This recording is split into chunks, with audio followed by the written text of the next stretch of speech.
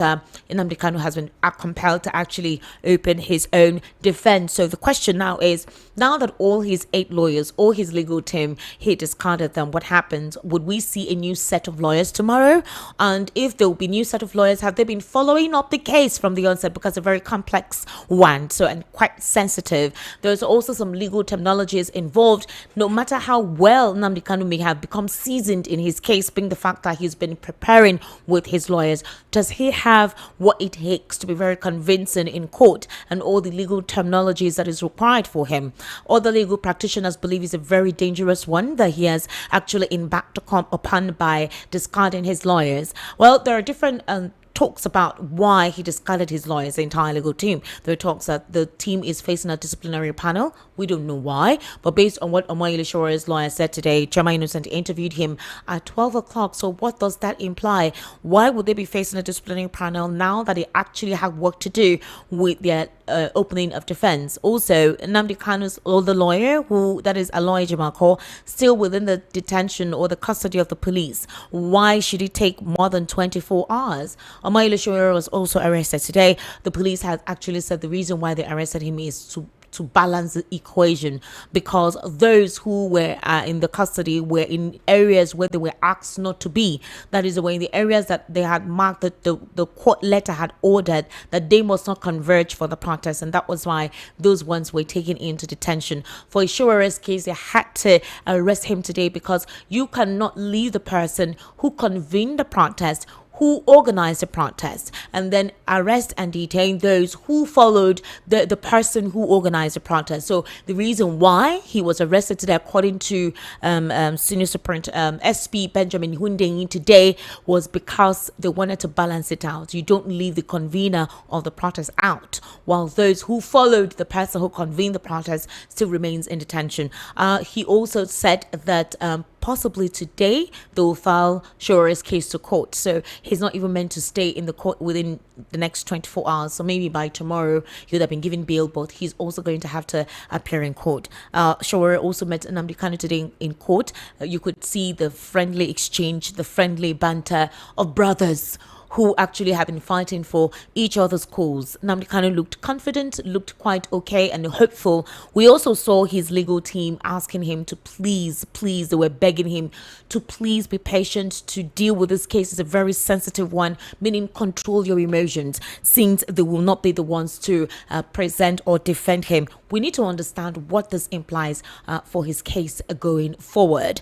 Some persons have been mentioned as to why they have been mute. For example, other political bigwigs have been called to say, why are you guys being mute? Some people believe that it is a protest that made the case become accelerated. In other words, that's why they refused to grant him the 3 months he requested for. They want to be done with this case as soon as possible. One of the key witnesses today in court said that the way it seems is like they just want to convict him.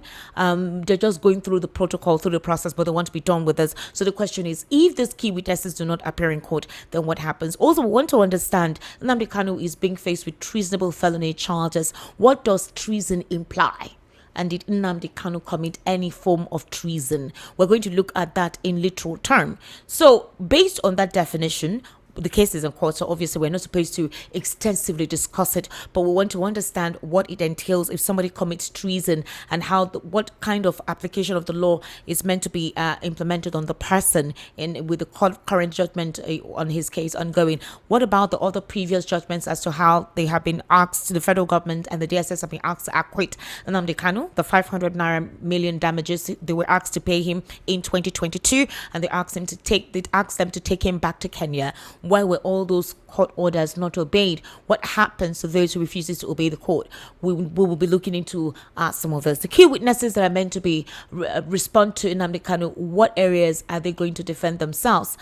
Yesterday we talked about it. Some person said for Sanwo-Olu he's to speak on the whole, how he was the one that supposedly culminated to EndSARS becoming what it is, and if there is any verifiable fact that whatever damages were incurred were facilitated by him. That's another question. Also, for Nyesom Wike, they said the Obibo killings, where some IPOB members were killed in a community when he was the governor of Rivers State. We will also know if that's one of the reasons why he appeared. Also, the former NIA boss, maybe because of his extraordinary rendition, the chief of army staff as well. You know, they organized Operation Python Dance. We want to know what questions we ask of these individuals. But if they refuse to come, after contempt that they're given, what else? And the case is wrapped up. But does that mean that a conviction will be given immediately? We'll be looking into that. Also, another interesting thing to note is that Joash Amopitan has finally been cleared, and he has been sworn in as the new INEC chairman. There are high expectations of Joash Amopitan. So the president has asked him to ensure he concludes and conducts transparent elections. But Nigerians do not trust what the president said. They do not trust Joash Amopitan. So why are Nigerians not giving him the benefit of the doubt? He just got the appointment. Why don't we see how he conducts the elections? He has promised to deliver free and credible elections. He has promised to facilitate all of the question marks about the institution, to give Nigerians that assurance that INEC as an institution will definitely represent the interests of Nigerians during the upcoming 2027 general elections. Meanwhile, the NNPP presidential aspirant for 2023, Kwankwaso, is shopping for any political party to have an alliance with, especially if they agree to his terms and conditions for him and his team. We had heard recently that he was going to decamp or join the All Progressives Congress. We thought that discussions weren't going, but it's quite surprising to hear him advertise again that the NNPP, with him and his team, they are open to any form of alliance with any political party, except especially if certain conditions are met. So the question is, what does that mean? Are they no longer going to join the All Progressives Congress? We heard that the ADC has also been weighing him. But for Kwankwaso, he believes that he would either be the presidential candidate, or if not, his team will be persons that will be in top positions within the party. We don't know if any of those political parties would adhere to any condition that, Kwankwaso is ready to reel out on the table for him. Now, while Nigerians are trying to grapple with the current economic situation in the country, there are fears that maybe there'll be some slash ahead of December. The end of the year is approaching now. Goods and services, a couple of persons are returning home, and there are fears about the insecurity in the country. This is a delicate time that quite a number of Nigerians in diaspora would want to return home. And what is the assurance from the federal government that they intend to secure the lives and property of these persons that will be returning home with the unabated spate of onslaught of these individuals of darkness across the country? The DSS leak on Kogi State and Ondo State, what does that even mean? And what is the decisive action being taken by the administration to ensure that we no longer continue to hear about insecurity on a daily basis? The brazen attempts of individuals kidnapping at ransom, broad daylight, and the unavailability of the defense system not being able to track all of this with the digital procurements at their disposal. We're looking into this as well. Also, the Labour Party between Nanadu Usman and Julius Aburi. Now, there are talks that Nanadu Usman is saying that May Agbamuche, who is an INEC, they're asking that she should be arrested, that there are talks of subverting and writing a letter that makes Aburi, who is no longer a representative or a chairman of the Labour Party, that they don't understand why Aburi was with INEC as a representative. Aburi is asking that Nanadu Usman be arrested, that she threatened May Agbamuche, and she has no right to do that. So what has become of the Labour Party, and why does Peter Obi keep saying he's with the Labour Party with the fragment of a show that we're experiencing with that particular political party? Ladies and gentlemen, let me introduce Barrister Darlington Agumo right here in the studio. Barrister Darlington, good evening. Thank you for joining us today. Esther, how are you? How are you doing? I am fine. How are you? Your country is full of bad news. Ha, wahala. I was thinking there'll be something cheering, but it's getting worse by the day. Getting messier. No thanks to your APC. Are they not the one in charge? It's our APC. APC. They're in charge of us. Yeah, they're in charge of you. It's not me. They're not in charge of you too. Your members are calling you APC woman leader. Don't mind them. They will always call APC woman leader. I wish I'm seeing money in this APC woman leader that are calling me inside. Because I'm collecting money now, it go make sense. Because you are doing APC job. Which APC job now? Esther. What's the APC job, Barrister Darlington? Now me and you go collect the money for that. Don't worry. After the show, you see me or else I will tell them. You tell them what? How much I collected? I will tell them what happened behind the scene. Barrister Darlington. Oh my God. Thank you for joining us today. It's my pleasure, Esther. There are But fears it's about what is currently going on with Nnamdi Kanu's case. I spoke with Lolo in America today, Madam Pinto, and she was in court. If you had seen some of the videos out there, she was in court today having to represent or rather be part of the witnesses to the case. And I interviewed her during the World News at 6, and she said that most of the clement pleas that were given by Nnamdi Kanu, that the court refused to adhere to it. According to her, she feels that the judge was harsh and refused to grant Nnamdi Kanu some of his pleas. I asked her why the legal team were discarded by Nnamdi Kanu, the entire legal team, and she said it feels like there is nothing more they can do. They've exhausted all they can do. But Omoyele Showore's lawyer is saying something else during the World News at 12 when he was being interviewed, and what he said was that they petitioned all of them, and so Nnamdi Kanu decided to let them go for their petition. So it doesn't seem like because of him, lawyers who have attained a certain height may be disbarred or something. I don't know how that factors in, but Barrister Tunji Abdulhamid said he doesn't believe that, and that Nnamdi Kanu discarding his legal team is very dangerous for him. It's not going to help his case. He doesn't understand what he's up to or what he's doing, and this will not help to facilitate or prove any form of clarity concerning what is ongoing. He may be able to defend himself, but there are some things that lawyers would know and some terminologies, some technicalities involved that he may not know, no matter how ingrained he is on the case. Barrister Tunji Abdulhamid also believes that, because I asked him, I said, what if these key witnesses Nnamdi Kanu has called out do not appear in court? What does that mean for his case? And the court only gave Nnamdi Kanu just 6 days. In 6 days, Nnamdi Kanu is meant to cross-examine almost more than 10 or 12, 23 witnesses, and some of them are 7 governors, former 7 governors, persons of high position. So they have filed out the summon today. The court has asked all the persons mentioned by Nnamdi Kanu to appear in court as soon as possible, meaning that by tomorrow, the cross-examination of Nnamdi Kanu will commence. The question is this: what if they do not appear? What happens? That's one. That's for tomorrow. I think he'll make a list of certain persons he's meant to cross-examine. So if they don't come tomorrow, what then happens? He just has 6 days to prove his case. What would you say to this? Now, Esther, things are getting messier here. Any stampeded judgment is not a judgment, because that is what it's looking like. What do you mean stampeded judgment? Yes, because that is what is going on here. They are trying to stampede Nnamdi Kanu. All these years that this case has been there, what are they doing? What is this hurry all about? It's a simple question. What is it? Why would you give a man just 6 days to prepare for his defense in a case like this, if there is no untoward event? Well, if Nnamdi Kanu has been saying let his case be accelerated, and that's what they're doing. No. Look, what Nnamdi Kanu says is not the issue here. The issue is that justice must be done and seem to be done. Are you getting what I'm saying? Okay. By the time you deny him the proper preparation for his case, well, you have not done anything now. You just want to convict him, and that would not be proper. They should not forget that the whole world is watching and waiting for this case. I don't think with the countenance of the judge today in court, I don't think they care about how the world is perceiving anything. They will care. By the time the sanctions will come, don't worry yourself. Who will sanction? I said, don't worry. Explain. Who will sanction who? What sanctions? Ordinary genocide case here. You see how they were rattled.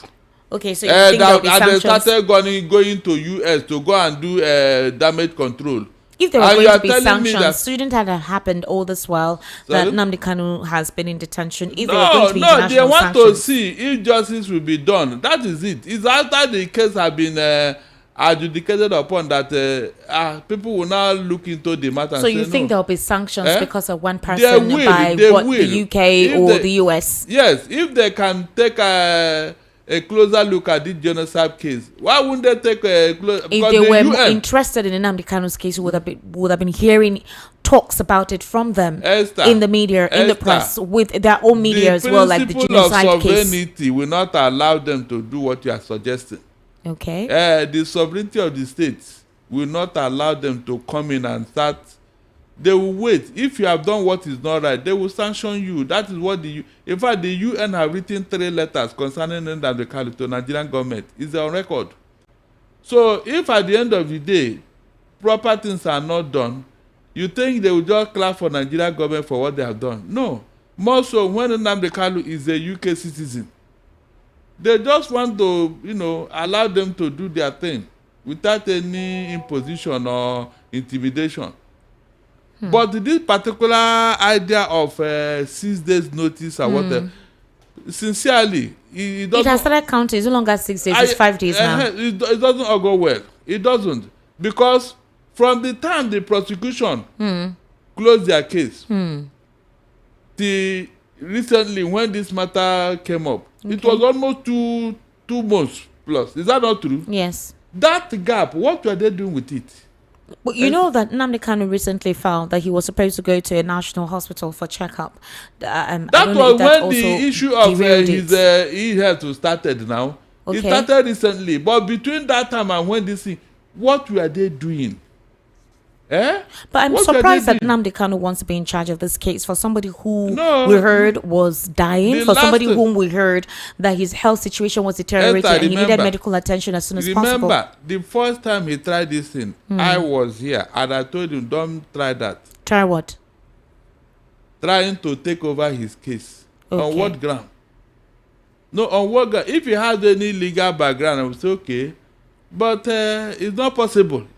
And a matter like this, if it's a landlord and tenant case, your lawyer can sit in for you, or you can stand in for yourself, but not in this matter. Not in this matter. I think he's taking a risk. He had tried it before, and later the lawyers came back. So why are you trying it again? If you are waiting to delay your case, this is not the best way. This is not the way to go about it. Waiting to delay his case? You think this is a delayed tactic? Because he said 3 months to prepare. But you see, 3 months to prepare by himself. That's what I'm saying now, but they refuse. Yeah, they declined. So that's what I'm telling you now. It's a way of saying. In fact, today itself, if not because he was the one that is to present his case, he was supposed to do it today, but all the key witnesses he mentioned yesterday had not been served. Now, so that was why they just gave him 24 hours. Hold on. Was it Nnamdi Kanu that invited these witnesses or his legal counsel? I don't know exactly. Immediately after Nnamdi Kanu met with his legal counsel yesterday at Court 7 in Abuja, because that was where they started with their strategic conversation. They didn't do it at the DSS custody. After that meeting, that was when Nnamdi Kanu now mentioned all his witnesses, all of these persons.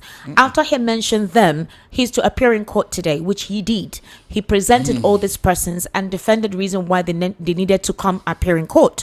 So the court has agreed to these persons he has called out as witnesses to come to court. In other words, they have been summoned and they must come. All of their letters have been written and dispatched. What we don't know is if these persons will come, specifically for 7 governors who have immunity. If they do not come, then what happens? Barrister Tunji says just contempt, nothing more. How will this affect his case? No. If they may not refuse to come. If they are subpoenaed. Yeah. And there's another subpoena that will follow. What subpoena order in 6 days? Remember, he has just 6 days. Esther. Yeah. Good. If they now refuse to come, okay, the court will now order them to come to court because yes, their witnesses or testimony is needed. Okay. They cannot say no. This is a question of what? Law. You must obey and abide by it. There are some cases that the court will force you to come to testify. They will force you, even though you are at liberty. And to make corrections here, most of the people are serving governors. The serving governor, immunity does not stop you from coming to testify. Immunity stops you from being a a defendant in a court case, that is, nobody can take you to court as a sitting governor or president or governor. You know, nobody can take you to court. But where your witness is needed, why would you come if somebody's life is in danger? You are just a witness. No, you have no case in court. So I don't see how immunity will stop you from doing that. That somebody's life is in danger, and you as a governor, your witness is needed to arrive at a conclusion, and you say immunity. Are you under investigation? Are you under prosecution? That is where that immunity will come in. So they should not play that card that they're under immunity. A minister is not under immunity. A minister. Okay, but what about the governors? That's what I'm telling you. That a governor is under immunity. Okay. You can investigate him for any criminal infraction in office. Right. Good. But you cannot take him to court, even though the investigation has clearly said that, yes, this governor, you have done so and so while in office. You wait for him to finish his term in office before you can take him to court. But when it comes to what? Witnesses. Esther. Okay, look at it this way. If the governor's mother or father is in court and his witnesses is needed to either free them or jail them, he will refuse to come, Abi. No, is it possible? The governor must come for witnesses to testify on a matter. Pure ED. It doesn't require him saying that immunity covers you. Yes, we know. You know, you cannot be, you cannot be prosecuted for whatever you do in office. But you can testify at the convenience of the court. If it is that your presence is overly important, you must come. You must come. Because we are talking of life and death. If the witness of a governor is needed to free or jail a man, you say he should not come because he's under immunity. Esther, is that possible? So the court, you don't want people want to stretch the law. They choose what they want to obey and leave the other. They choose one to obey and leave the other. No governor can tell me that to testify in court, he was not allowed under the law because he's under immunity.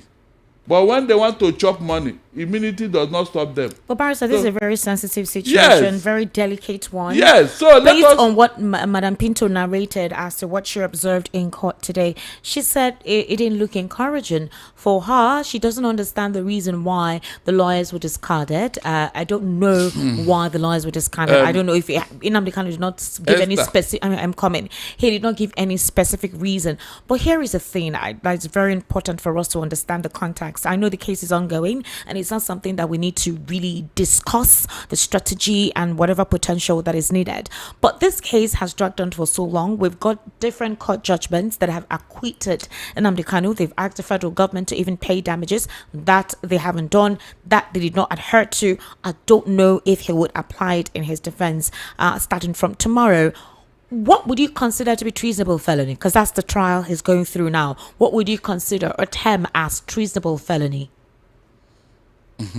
Esther, whenever you have threatened the state, whenever you have done anything that would threaten the stability of the state. Threaten the stability of the state, of a nation. The state, now that's the nation. Okay. Like a coup or whatever. You know, or trying to succeed through arms insurrection. All right. Okay. These are things that will fall into treason.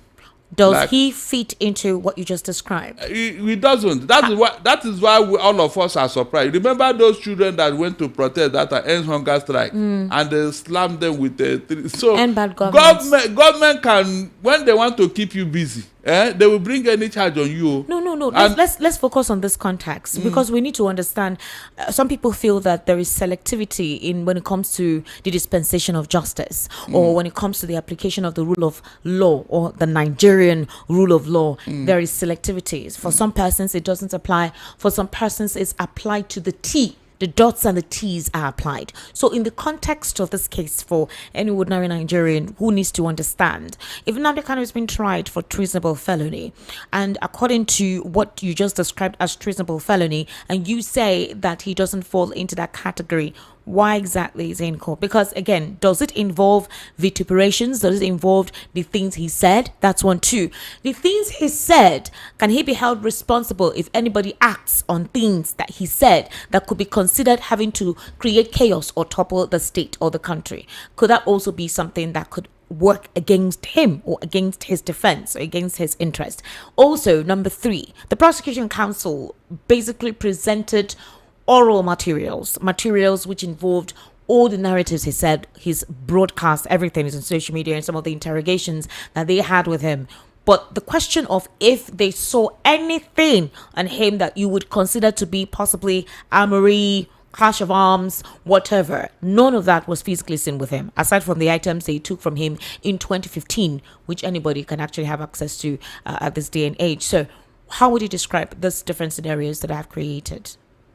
Esther, if you have been charged for an offense, the onus is on you to free yourself. Are you getting me? Okay. Yes, the onus is on you and your counsel to free yourself from such a charge. All right. This is what the federal government is alluding. The onus is on Kanu's lawyers to say no, under the law, this thing does not qualify to be treasonable felony. With the relevant sections of the law and all that. So that is where we are. All those things that the federal government is doing, they know where they are going. They are looking for how to shorten Nnamdi Kanu down. Because if we go by what has happened before and the court judgment in favor of Nnamdi Kanu, he ought to be free by now. But the federal government is looking at a situation whereby they will be at the receiving end and then pay all that compensation that the court have said they should pay Nnamdi Kanu. You see, these are the reasons why they are trying to make things difficult.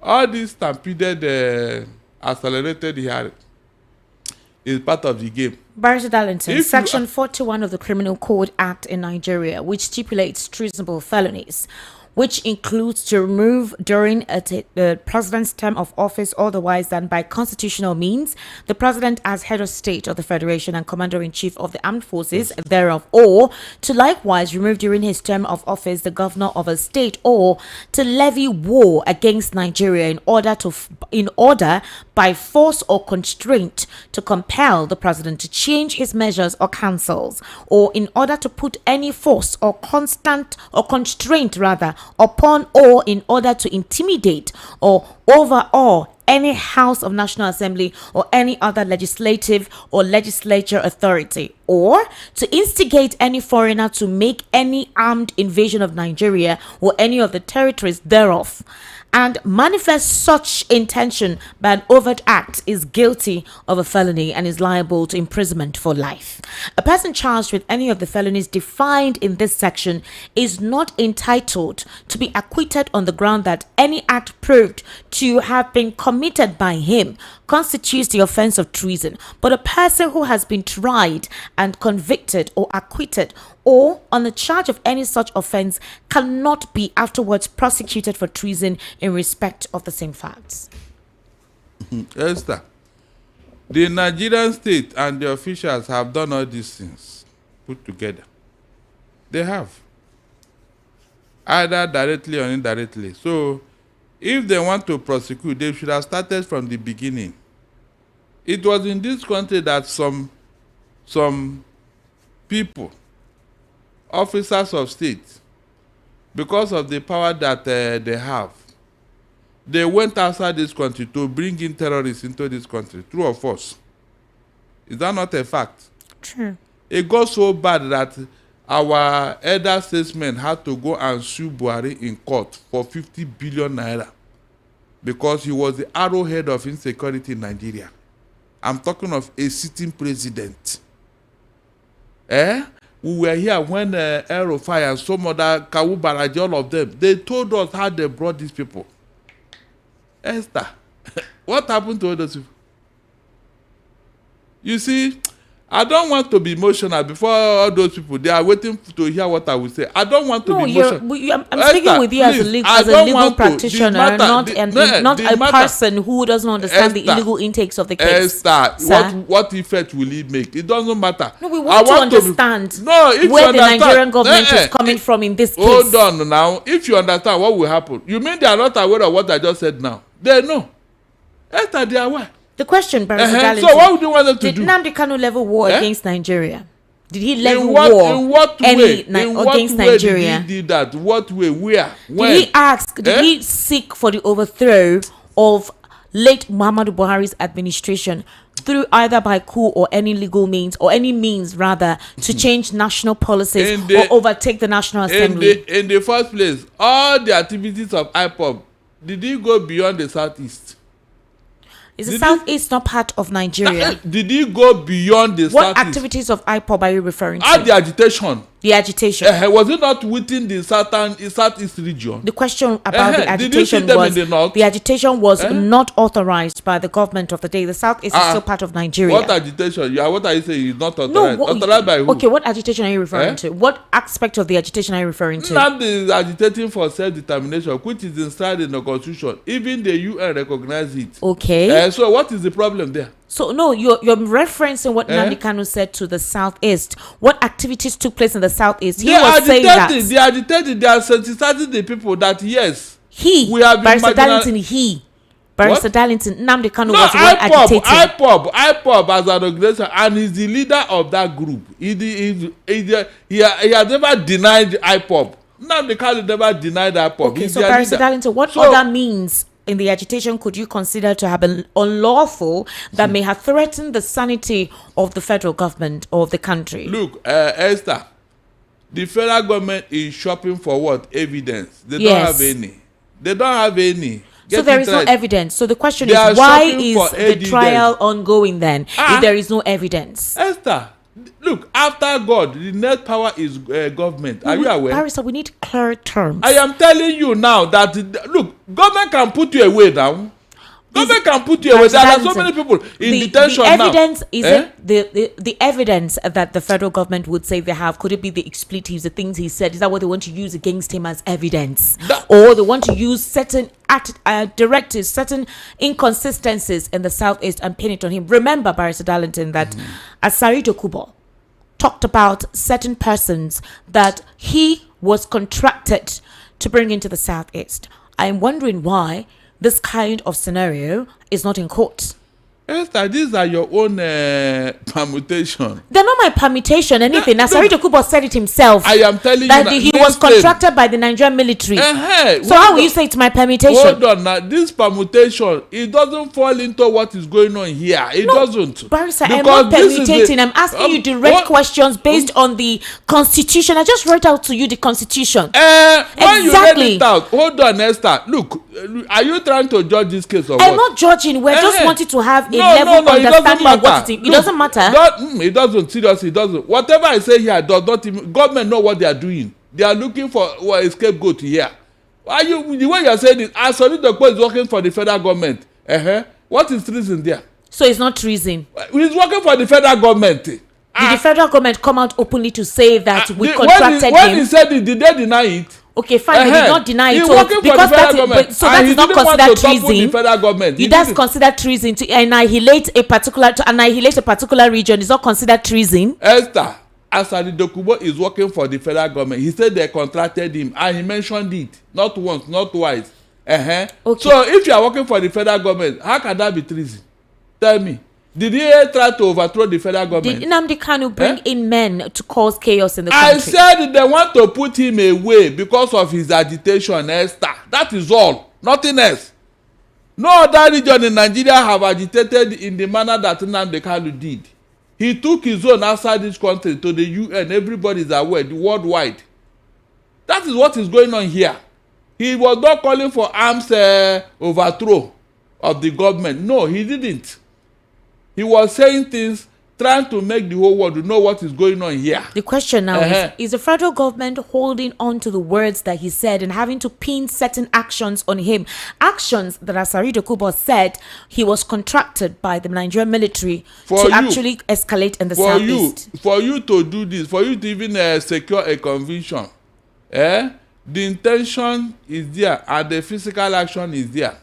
The intention is there. After Nnamdi Kanu made his speeches, did he bring in terrorists like these other people did in the north into Nigeria? Esther, I am asking you a question now. Did Nnamdi Kanu, did you see, you remember, during the prosecution, they were asking him, are you acting alone or with some people? You see, do you know why they asked that question? They want to link it with what? Treason. You see it? He couldn't have done that alone. So that was why he said he spoke on himself, by himself, all by himself. But these other people went to bring in terrorists into Nigeria.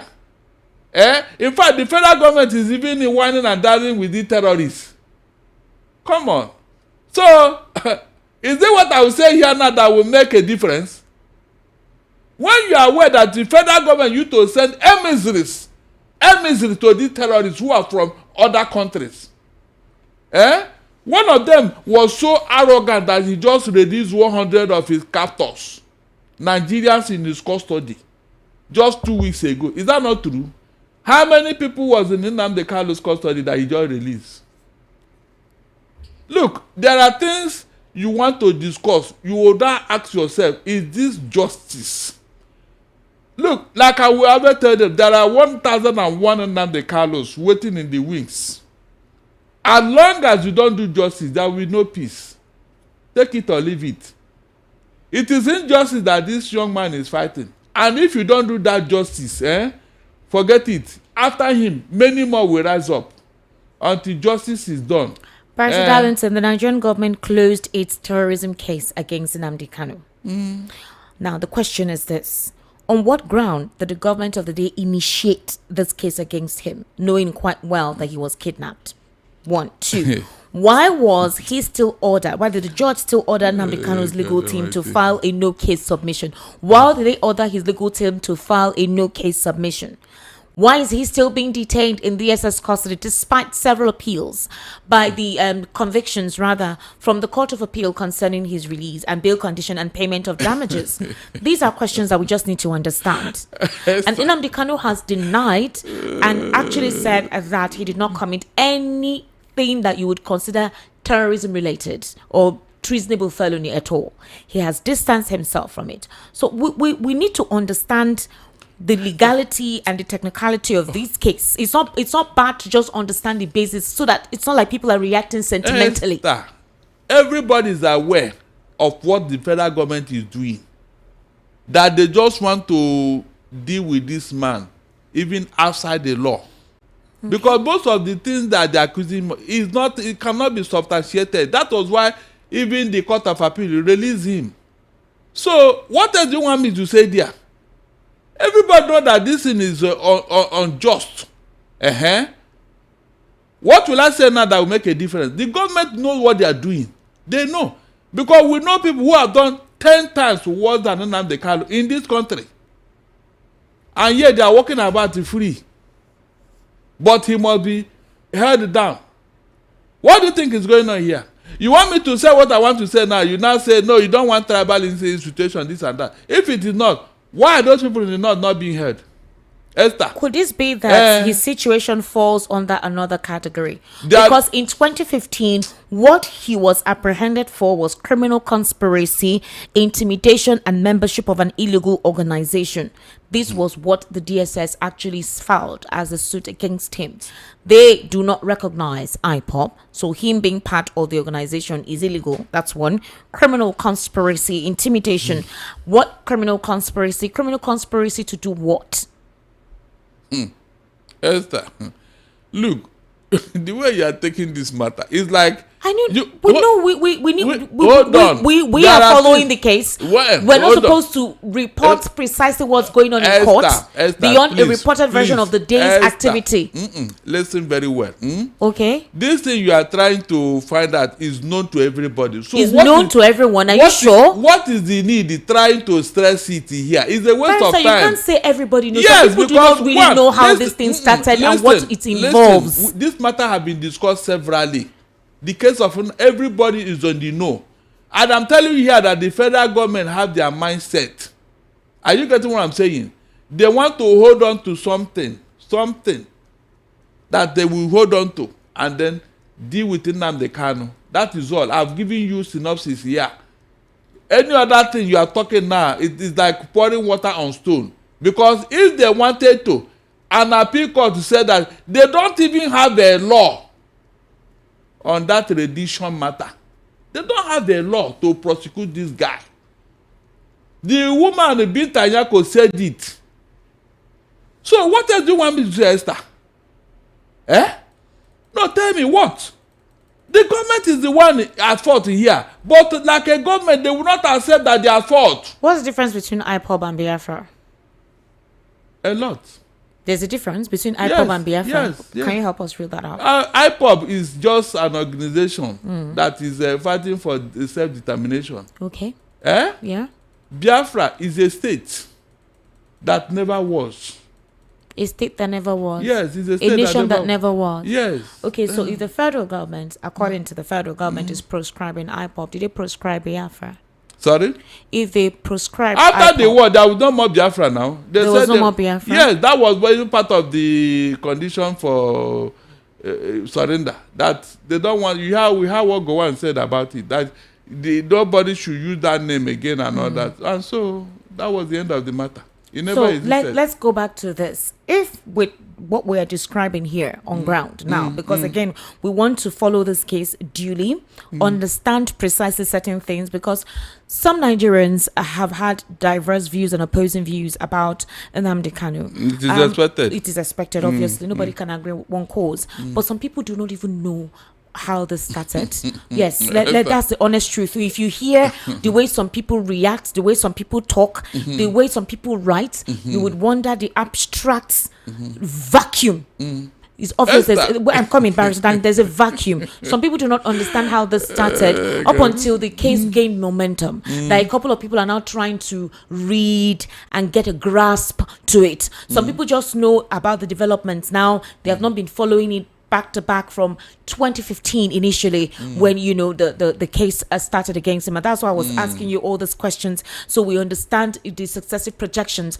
Some persons who are sentimental do not understand certain variations that led to where we are right about now. The fact that this is not even the first time that Nnamdi Kanu has supposedly sacked his legal team or sacked his lead counsel due to one situation or the other that has not been adequately or properly explained. And this is a day of social media where there are different variations, different narratives, different explanations, those who claim to know, those who do not know. And so there's a consumption of information overload.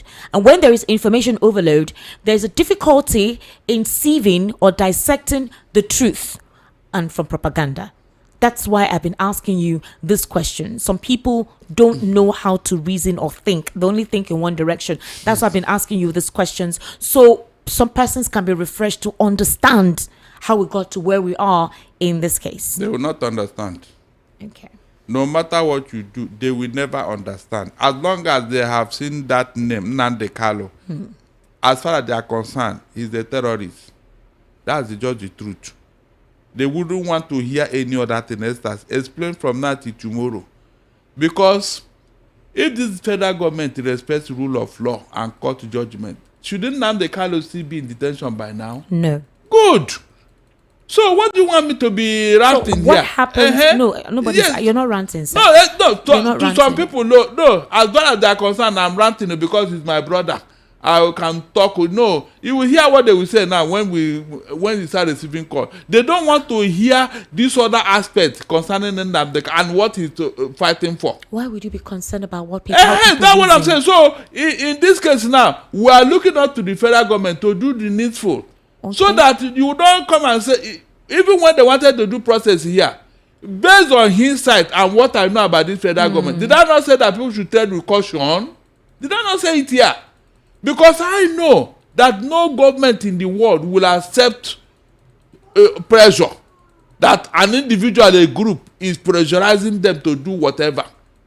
Maybe there have been discussion behind closed door on what they want Nnamdi Kanu to do.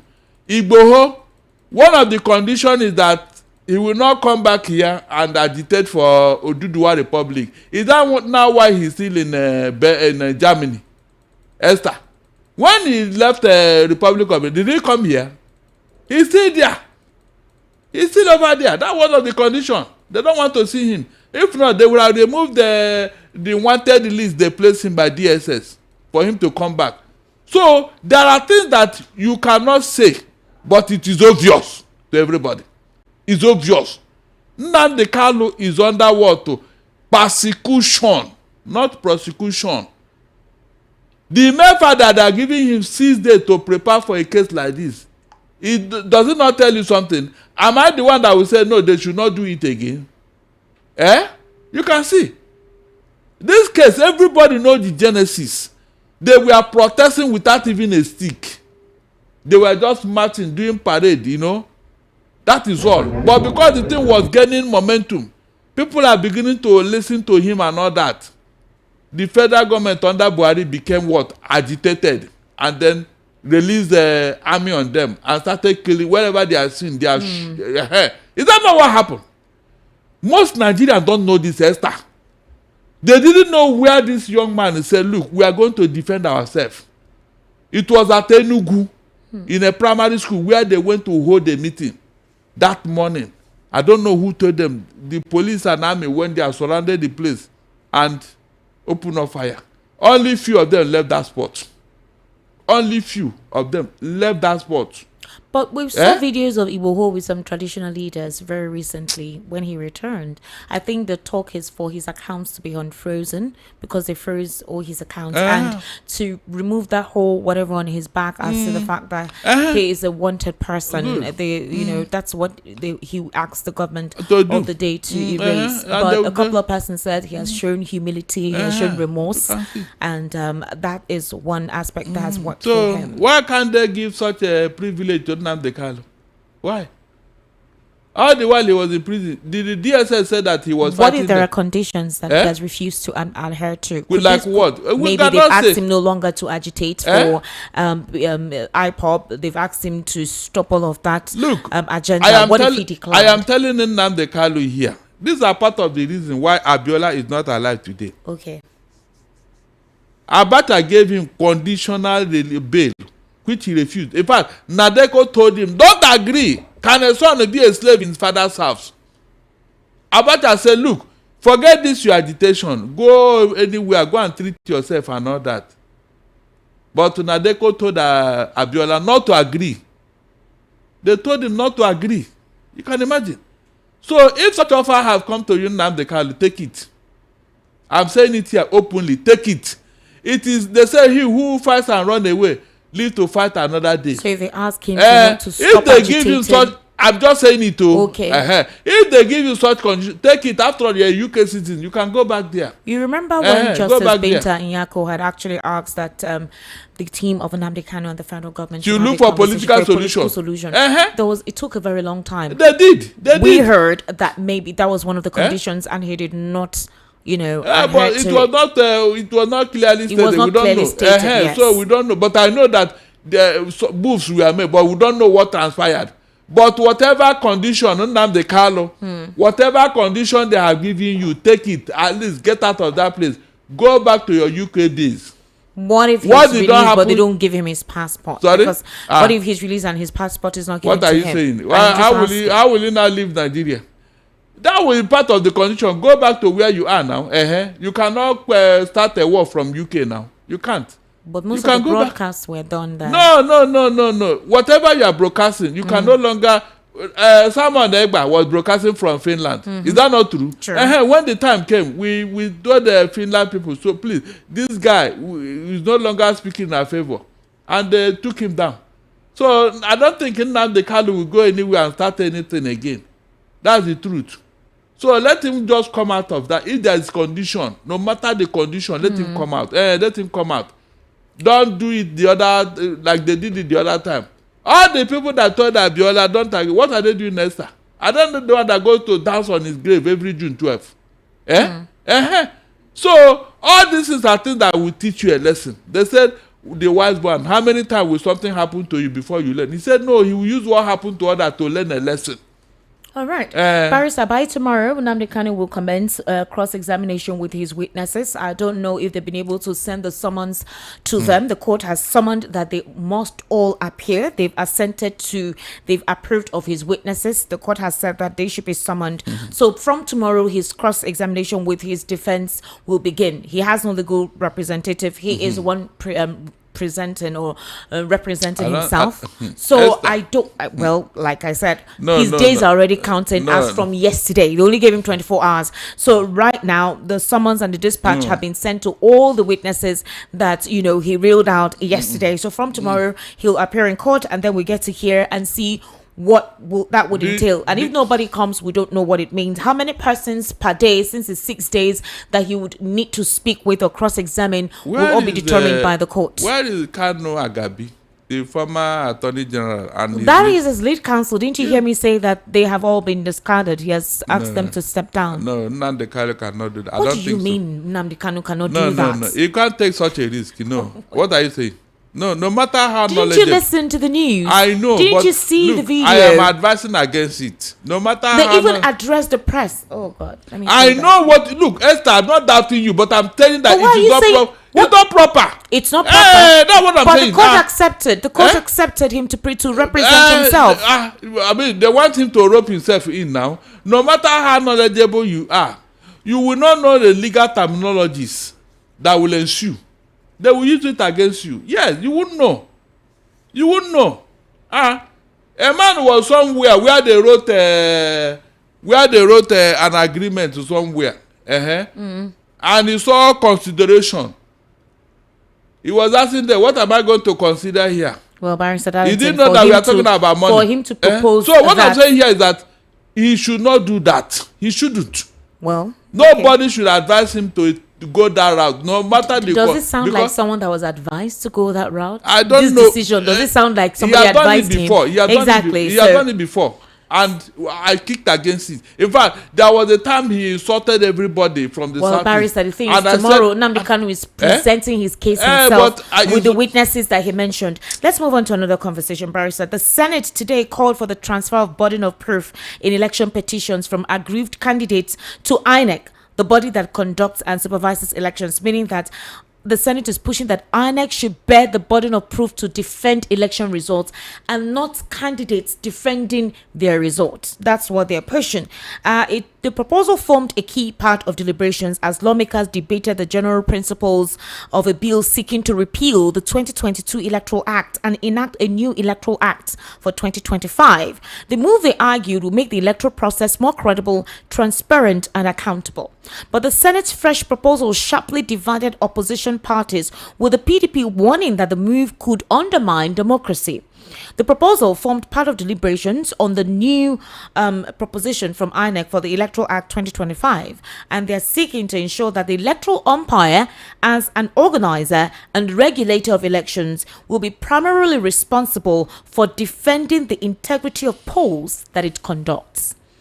Would you approve of this new bill that the Senate is pushing? They don't want the onus to fall on the candidates or the aspirants who say, I don't trust the process at the polls. And INEC would say, okay, fine, you present proof that these elections were not properly conducted. The Senate is saying, you know what? INEC should be the ones to defend any of these irregularities at the polls. What's your take on that? It's very, very proper, It's a very good bill if they pass it, because we saw the problem this thing created in the last general election. One of the reasons why Obi and Atiku lost was because INEC refused to give them the material they needed to defend their case. Okay. INEC refused because these things are in their custody. They refused. You can see it. And so the complainant doesn't have any other thing to fall back to. Like now, the 58,000 polling units that INEC did not show us their result up to tomorrow, but they recorded it. And when Labour wanted to protest, they say, where are your agents? Because they don't have agents there. Look at a very trickish way of doing things. Because they know that these people don't have agents there. They wrote whatever. And now when they ask them, did your agent sign this form? And so because the agent was not there, they didn't accept it. So right now, if such a thing happened, INEC will come and tell us how they arrive at that figure. That's the truth. That's how it's supposed to be. Well, in fact, I pray they will do this. Under the current law, the petitioners who challenge election results bear the legal burden of proving irregularities. Exactly. In line with the Evidence Act, which like provides that he who asserts must prove. Would you consider this to be a burdensome development for INEC? No, it can't be, because if they are claiming that something, they should come and tell us that like this glitch now. Esther, up to today, in fact, did Yakubu tell us what is this glitch? Until left office. Did you see that it was this glitch that marred that election in favor of some people? That marred the integrity of the election. Yes, integrity, yes. It was this glitch which nobody had been explained to. Not even the court. All we are hearing glitch. Meanwhile, the owners of that system came to say, no, we didn't see any, our system was okay. So, and they said, let us move on. We have been moving on into infamy ever since then. The one that off-cycle election that happened, did you see all the irregularities? Especially in that of Edo. Is it only Edo? No, I said that one is very, very appalling. Imo State Unka. Imo State Unka. So, Esther, please, there are things you want to find out, then something will begin to crack in your head. All right, we'll take a very short break, ladies and gentlemen. We'll be right back. The Evening Rush will continue. To kindly stay with us.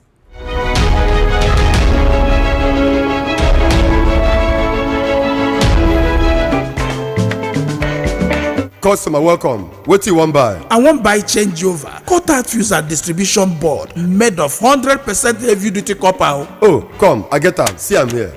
No, now I'm looking for Slata Star J cutout fuse and distribution board, Nipo cutout fuse, Star J solar battery, inverter, MPPT controller, and solar panel. But Oga, don't worry, I know where to get them. Whether na Star J changeover cutout fuse, Slata distribution board, Nipo cutout fuse, Star J solar battery, inverter, MPPT controller, and solar panel, Star J ceiling fan, sockets, all earthen materials. Make you no go do cover-wise pan foolish show. Slata Star J Indian product na #1 since 1961. Made of 100% heavy-duty solid copper with no compromise. Available in all leading electrical shops nationwide. Slata Star J, na you Pico.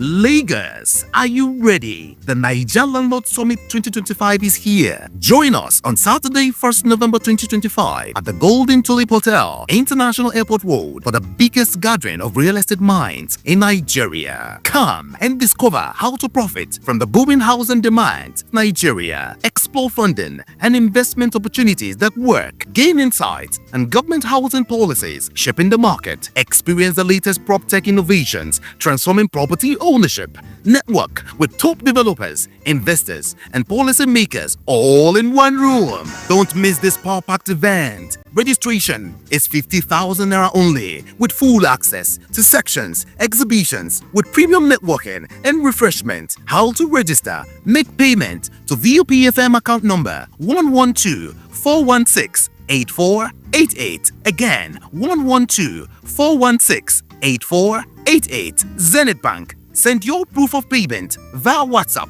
to 0707 115 4297. 0707 115 4297.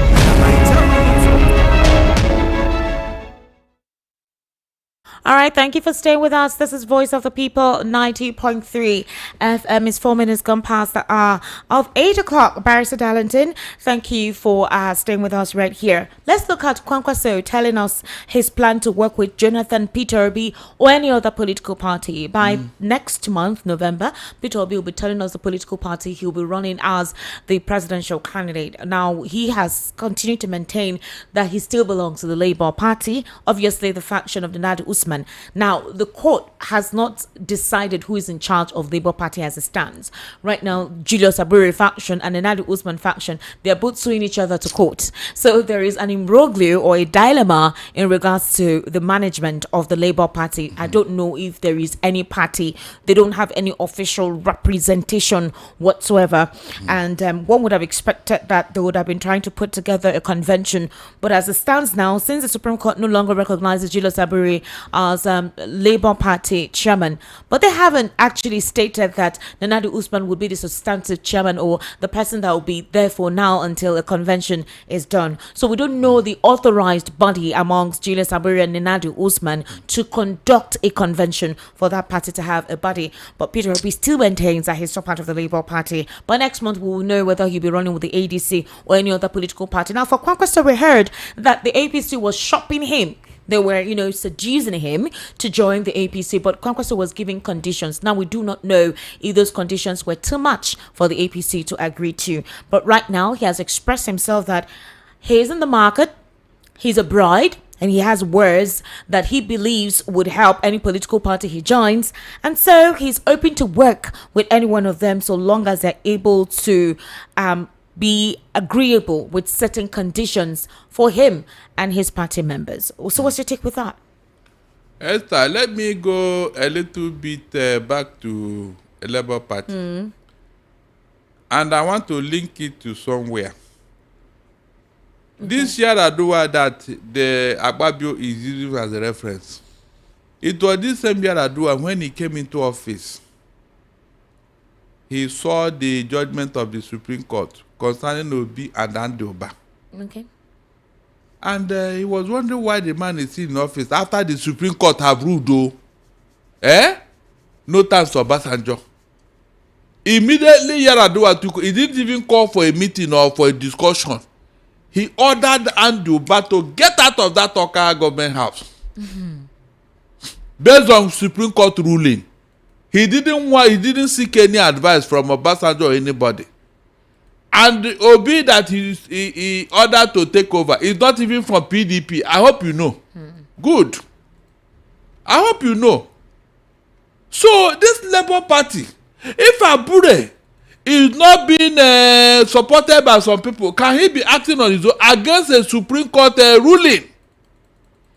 Can somebody who wants peace and progress in other party and in his own country tell Abure, stop this nonsense? The Supreme Court have told you. You can imagine. After the Supreme Court, you are still in court. What else are you going to do in court, please? What are you going to do in court? Which court? After Supreme Court ruling, you are still going to court, Esther. Tomorrow you not ask me, you want to understand. What do you want to understand after the Supreme Court have ruled? Look, there is a proverb somewhere that any elder, an evil elder, knows himself. He's just expecting people to tell him you are an evil man, and he will not tell you that you are insulting him. The person that is doing all this, don't you know what he's doing? He want me to come here and tell him that you are behind all this sin. When David did what he did, what is it called? Prophet Nathan went to him and said, look, there is something that one man who holds so dearly, or the only thing that remaining for him, somebody went to take it. Meanwhile, that same person has to remember. David said, what? Who did all this thing? I will kill him, bring him here. Nathan said, King David, you are the one who. You are the one. You took the only thing. With all this thing you have here, you still went to go and collect somebody's wife. David had to pray, go on penance and all that. So, when you see leaders that are behaving somehow, Esther, please, don't expect me to, because I may say something here that my mind didn't want to say. Seriously, Abuja is acting the script of some people. If not, the Supreme Court have ruled. What are you waiting for? What is the problem? Why not do like Yaradua? Agbabio is talking. Order him, Mr. Man. Look, obey the Supreme Court order. Don't trouble your party again. Simple. Will he continue? Esther, will he continue? But look at how they kept quiet. They want to put other parties in disarray. So that you'll be the only party that exists. No problem. God has a way of dealing with people, one way or the other. You see this APC that is now, he has a way of correcting all the past wrong. I will be here to tell them I told you. My God has never disappointed me. Esther, he has never. I'm telling you. All these things that they are doing, thinking that they are powerful, they are in office, it will crumble like a pack of cards. As long as it is not done with sincerity or purpose, you want to disorganize all the party and you claim that they are weak. So all of us have to be violent and, acting with brigandage in order to get what we want, Esther. Do you know the implication? If everybody begin to act according to his power, nobody will pass the street now. Esther, nobody will pass the street. Or are you not seeing it that way? If you want to get everything by your force of power, by your brigandage, by violence, nobody will pass. If you pass your street, you can't go to the next street because they're waiting for you there. They're waiting for you there. And we are saying, let this society be a decent society for all of us and for our children. They say no. Everything must be by force, by grabbing, snatching and running with it. If all of us begin to grab and snatch and run, Esther, what will remain? You just snatch anything, snatch any woman, snatch anything you see, any car you see, you just snatch it. Because there are endemic issues. We're approaching December. Please. Most times, Nigerians in diaspora like to return home to see their family and their loved ones. But with the current spate of insecurity, the news of one insecurity or the other every day, some of them would be afraid. Some of them may not even be able to go to their homes. Some of them may not even come home. Now, the question is this. Nigeria believes that it's an attractive country for foreign investments and even for Nigerians in diaspora to do what they had to do here. But we're going through this phase in this dispensation that is very worrisome. Another worrisome thing is the Nigerian military is actually trying, in especially those on the front line, giving their lives for this cause. But somehow, it feels like whatever it is they do, the fresh onslaught of these individuals covers whatever ground that they have been able to gain. Okay? So the big question is this. December is approaching. Nigerians are complaining of unaffordability of certain items that is essential for a productive family. And we don't know if there'll be any change between now and then. Is there a positivity of the fact that by 2026 we'll begin to see a slash now that elections are coming close? As long as the party in power believe in this principle of brigandage, Esther, there will be no Uhuru. Did you hear me? By next year, the tax situation will commence. Yes, and it will become worse for everybody, not just... But the tax coordinator has said that's not what it is. What is it then?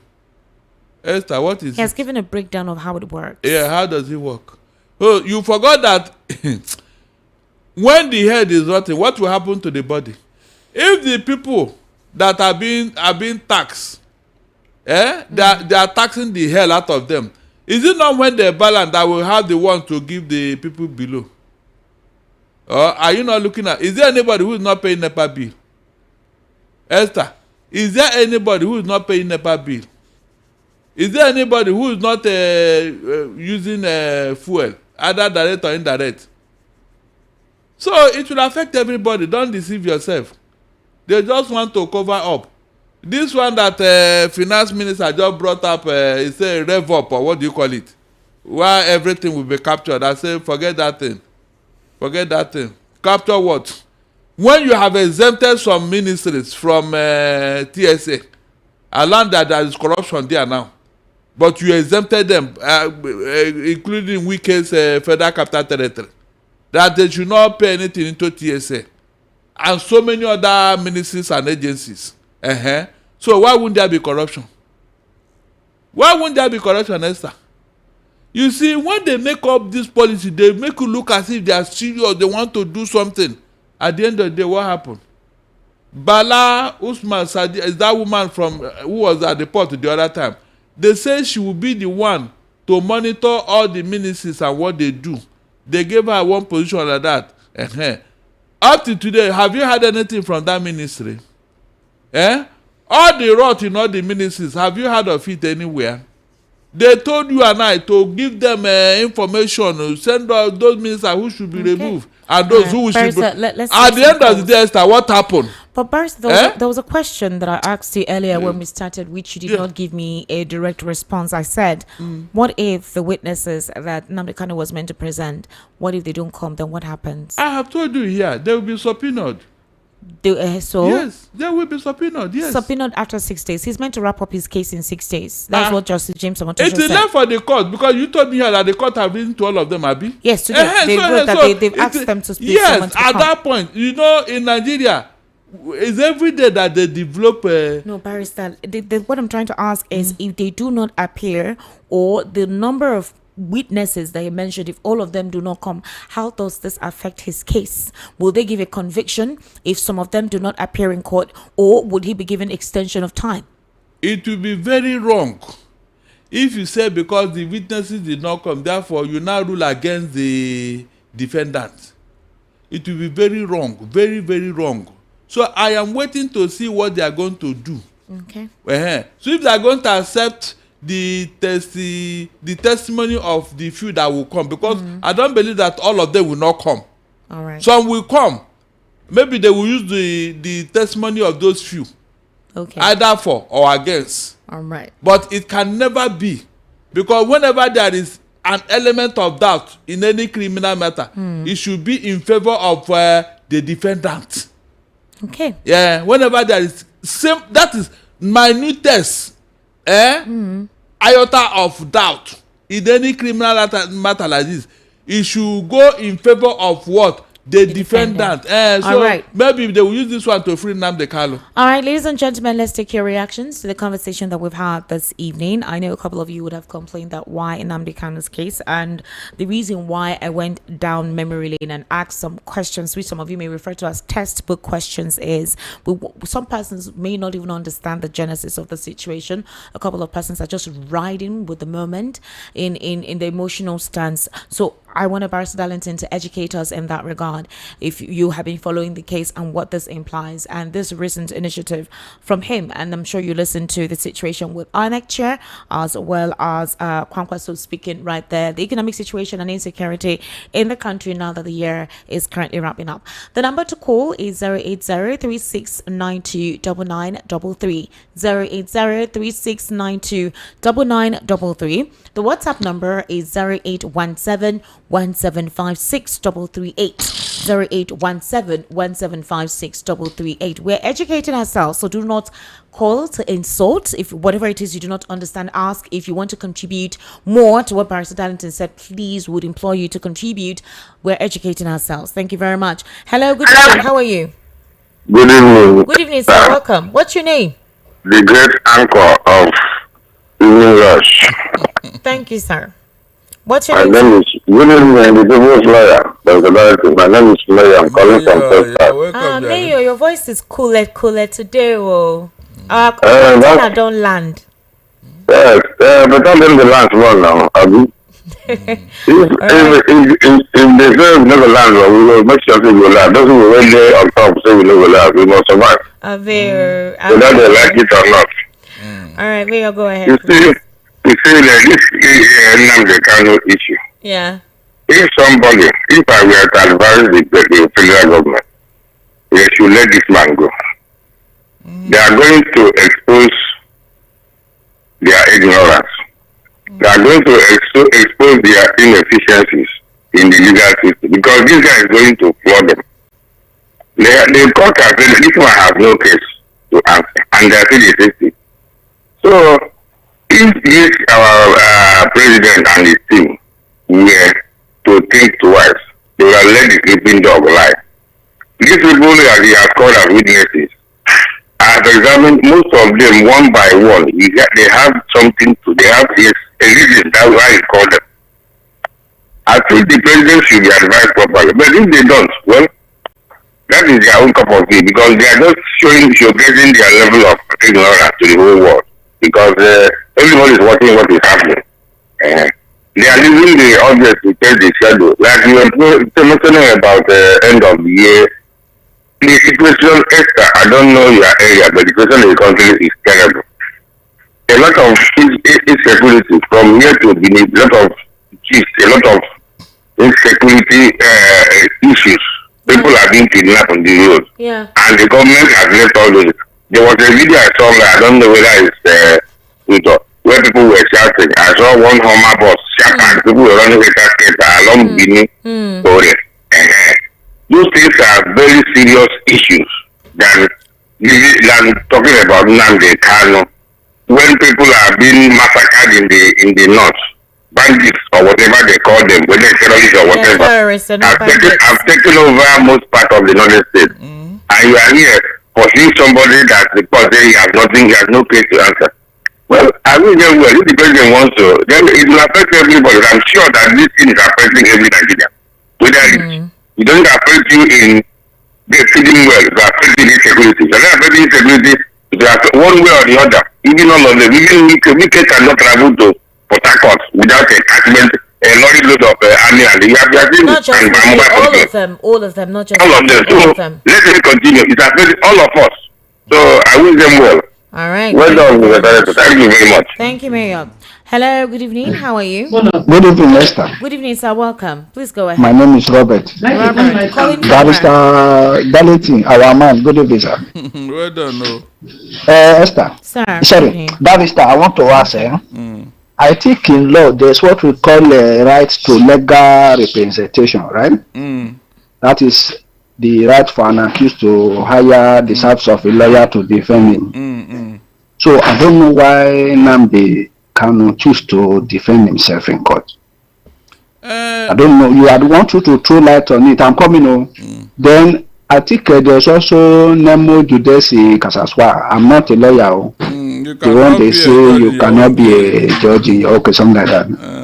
But these are witnesses. So let me say that this Showore arrest, to me, the police, they are justified on that one. Though the right to protest, it is explicitly spelled out in our books, but what the police is saying is that they gave out a restricted area that people should not be protected, and people went there and said, I know they targeted for certain people, but my grief the day they arrested Nnamdi Kanu lawyer and his brother was that the person that organized this thing was spared. But I think today he was arrested. And no matter the case may be, if he's fighting for Kanu, it will fine. But it will be wrong. It will look suspicious now in the part of the government if they try to arrest Showore. You understand? I want him to be big, but arresting him is justifiable. That is how it's supposed to be because he's the organizer. Thank you very much. Okay. All right, Robert. Yes, that is an afterthought. What do you mean? Yes, really? arresting Showore is an afterthought. Well, that's what SP Hyundai said today. Yes, it's an afterthought because we cried that. I said it here. That was my grouse with the protest. But for where Showore was not in the place that was, earmarked that they cannot when they were pursuing him. What happened? When he went to see the people that they arrested in a police station, what happened? It was in court that they had to arrest him. Hello. Yes, hello, good evening. How are you? Good evening, Mr. Welcome, sir. What's your name? Matita Ninja from Southlight. All right, sir. Please go ahead. I'm Darlington. Let him know. And they will. What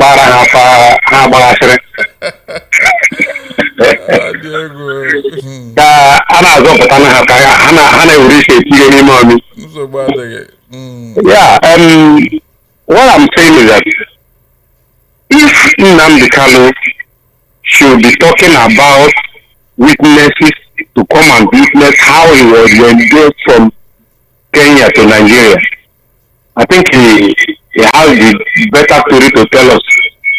So people should not just, there are not, people are not there when those things were happening. He's the only one that knows people that did this thing. So they should leave him with his spirit. and they will go away with it. So, like what you just said before, they have done the right way, but it's a medicine after death. The whole people who were protesting, and the person that organized the protest was not hold. You know, these things are injustice everywhere.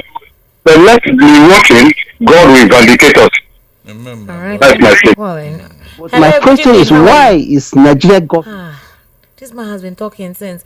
Hello, Oga.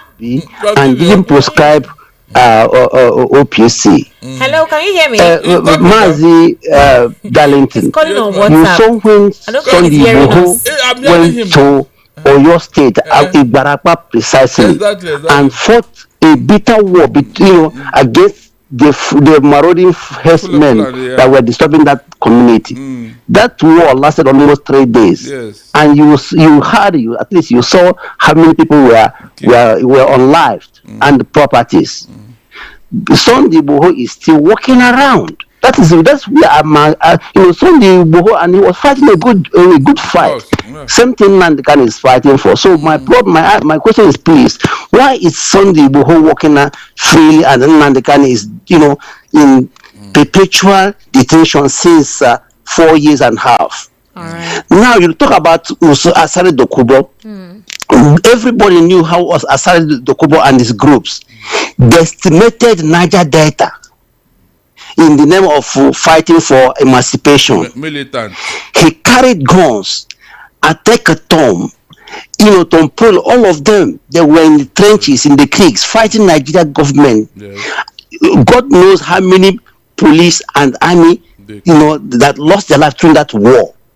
But today, these people are first class, traditional rulers in Ijaw land. What is the difference between what they did then and what are they still doing today and what Nandekan is doing? What is the difference? The difference is because Nandekan is Igbo and others are not Igbo. All right, thank you, Mazi. That is the difference. Germany. Finally. Thank you so much. Thank you. We need to take other calls, okay? Hello, good evening. Oh, wow. Turn down the volume of your radio, please. Hello. Hello. Hello, good evening. Good evening. Hello, I'm hearing you, baby. Yes, good evening. I'm good. I'm good. Turn down the volume. Turn down the volume of your radio. Turn it down completely. Hello. I'm coming here already. Are you hearing me now? There's still a feedback. Please, there's still a feedback. Turn off your radio. I'm going to turn it already. Are you hearing me very well now? Yeah, go ahead. Go ahead. What's your name? My name is Anthony from Oshodi. All right, Anthony, please go ahead. Barrister Darlington, Yes. may God bless you. Amen, Mo. Today is my first time getting you people. Aye. Are you serious? Welcome. I started Welcome. about this man. And I always follow you people. Okay. I always follow you people. Because me and my neighbor, we have been calling you people. Sorry. For sometimes you people need to. Sorry. Sorry. But I really appreciate you for what you are saying. And this thing now just show the whole thing of every grantee of Alesi Sowore this morning.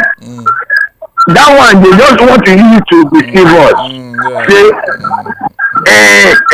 Yes, the people where they are say now they don't arrest because people talk. That's what they arresting. People don't open mouth talk. Exactly. That's the reason why they arresting Sowore. Nothing else. They gave them order. They know what they are doing. They know what the game they are playing. So when you know the same game they are playing, they are just playing with our intelligence. Even people who don't want to understand the facts and everything. This is the hard wall. Everybody don't say koro. They know what they don't see everything about us. Now because even sometimes they talk, people start to fire you, they curse you, they insult you. It's very wrong. Sometimes in life, come down and hear people that pass you. And once he cool down and hear, he will learn. By the time he will live long. Thank you, man. Thank you. Thank you. That's what I want to say. Thank you very much. Esther, President, there's a question please. I want to ask you. Yes, please go ahead. this is something. Shurora displayed a sense of oneness. You know that there's different narratives about this whole situation with Nnamdi Kanu. Some people refuse to lend their voice because he's not their tribe. It's not their business. So whatever wants to happen to him should happen to him. But he displayed something that a couple of persons feel was very bold. Anything could have happened to him on that protest day. He literally risked his life for doing what he did. So why is everyone thinking there is an agenda to the whole thing? Why is everybody? Despite up till now, not some persons, let me not even say everybody. Because the thing is, Barrister, have you considered a different angle to this whole thing? He resurrected the whole Nnamdi Kanu conversation, which had been whispers and talks, or you hear the leaders say, we're still discussing, we're still speaking. So my question is, why do people still think that there was an agenda to the whole thing? Esther would have been very happy if this thing had produced results. All this stampede and all this immediacy of trial, what do you think is happening? The federal government got rattled now that you want to show all that you have power. You want to do this. You want to do that. Is that not the meaning of this thing? Because is that not what everyone has been saying, that there should be an expediency in the case, that the case ought to be accelerated? No, listen. Okay, why did Nnamdi Kanu he needed 3 months? Esther, why did he say he needed 3 months before they said no, you have only 6 days? Esther, please, you people don't understand some of these things, so don't deceive yourself. When the 1966 coup happened, Esther, did you remember that it was mainly officers from the Southwest that said they want to release Awolowo from Calabar prison? That was the major reason. Babangida said it. That was the major reason for that coup. They wanted to release because they believed that Awolowo was unjustly incarcerated. In fact, they wanted to release him and make him the prime minister, because that was what Gowon promised him, if he can help him to prosecute the Biafran war. Okay, so yes, how does it relate? So if they not incarcerate an innocent man, don't you think that some people will be grumbling somewhere, Esther? Oh, do you think that most people are like some of us who will come here and be running our mouth every evening? Some of us. So yes, do you think everybody have time for that? There are people, they don't talk, they just take action. That's the truth. They don't have time, because if you have been talking at the ear, have you refused to hear? When you want to cut the head, what you cut the ear? That's the truth now. Is there any advice or any suggestion we are not giving to the government, Esther? Just tell me. And something they know to be the truth, but they refuse to abide by it, just because they want to punish one young man because of where he come from. Meanwhile, they are pampering terrorists from the north, and you are asking us how insecurity will not fester when they know that they have a father in Abraham. They are not threatening a whole state, threatening the whole country, telling you they are coming, or you should wait for them. Terrorists. Hello, good Esther. evening. How are you? Hello. Good evening. Good evening. Welcome, ma. How are you? Hi, Mother Eunice talking. Welcome, ma. Please go ahead. Concerning Sowore pride, I don't know how Daliti think, because the way Daliti is talking about Sowore seems to be, what have you done since when that man was arrested? The one we are talking here, Uncle. The one we are what did you do? What did you do? What did you do that you after Sowore for many years? What is that? You don't want Sowore to do. What did you do? Okay, now that Nnamdi Kanu's lawyer is in incarceration now, what happens? What is the benefit here? They will release them. Yeah, they will release them. They will release them. Your own is too much. True talk. Please Your own is too much. let me hear. Your own is too much. When you want to talk. Once attacking him, I said, don't call out Igbos for this protest. Esther, is that what You cannot do it. How many people now they will come out? You people cannot speak with one mouth. You are against yourself. You are against yourself to that people land. All of you are against yourself. You cannot speak with one mouth. You talk like me hear word. Your own is too much. It's a broad problem from Nnamdi Kanu. Sowore. What is Sowore doing for this Nigeria? Has he done half of it? Please let me hear. Is it to come here to come out to come out? Let me hear. Go on. What are you saying? Before you know what I'm you talk about Peter Obi. You are against Peter Obi to support Northern. Now you are not against Sowore. So because I beg. I need much for calling. I need Thank to you so protest. much, ma'am, I for need to calling. protest. Hello, You sir. don't know Good what evening. I've How done, are Abi. you? I need to Hello. protest. Hello, good evening. Good I need evening, to sir. protest. Welcome. How are you? What is the benefit Yeah, of the this is AB protest? from Ekpe calling. All right, Get out. Mr. AB, please go ahead, sir. Nnamdi Kanu issue. See, Sowore have been fighting this activism for a long time, over 30 years ago. There is no conspiracy theory that anybody will wield that we doing it. You just said something now. You said he almost got killed. And somebody is saying another thing. And another thing I want to say, the 1966 school, there is nothing like I want to release Awolowo. They fought, it is the young soldiers that fought it because they said there was corruption in the system. And they killed Tafawa Balewa, kill Ahmadu Bello, kill Samuel Akintola. It's not, if they wanted to release Awolowo, why didn't they go to the east? The east of Michael Okpara was free. And Azikwe was, they told them to run away. She understand. So please, VOP, you people, I don't know. There is a way I've always listened to your program. Your lies, fallacy. That's what comes out from your please, let me hear, it's not good. Let me hear. Please, you should a lot of people are very listening to your much for station. calling, sir. And Just throw fallacy or right, left, and center. Who told them to run, Esther? Do you know that when they are doing coup, the people from the north will go to the south, then the people from the south will go to the north to make balance? Is that not true? Who now told them to run? That time there was no communication now. The man was detailed to go to the south. Sorry for calling back. Hello, sorry, sir. I'm sorry. The last person I called that said that they arrested, they wanted to go and release, they don't have plan to release Awolowo. After the person know that the major plan of those 5 majors was to take out of those first the government, then put Awolowo as the head of state or as the president. The person that just called, didn't know that the main plan of Izobo and his friends were to put Awolowo as the head of state. Did the person know all these things? Don't mind him. They are talking of Sowore. So when they went to Nnamdi Kanu brother, they went to have this protest. They ran. You watch the video. What's his name? So when he was running, he made mention of let us go to beggar. This is good, let us go to beggar. All of a sudden they arrested these guys. When they arrested, you and the whole Nnamdi Kanu brother, you are in a particular place together. They arrested you and you did not do anything. As in, what then is the need of the protest you are doing? A whole Nnamdi Kanu. That means what? I don't know what people are saying. You and Nnamdi Kanu brother, you are on the same spot, the same place, having this protest. Then the shit gun, you ran, you left Nnamdi Kanu lawyer, you left Nnamdi Kanu brother, and you ran away, and they caught them and they left you. How fast were you? You saw motor ran that, all those motor that was there. So he was so fast that he was able to run past all of them. They were not able to catch him. I don't understand how you people are thinking. No, I just don't understand. I don't know what I'm saying. Esther, we were here when Nadeko.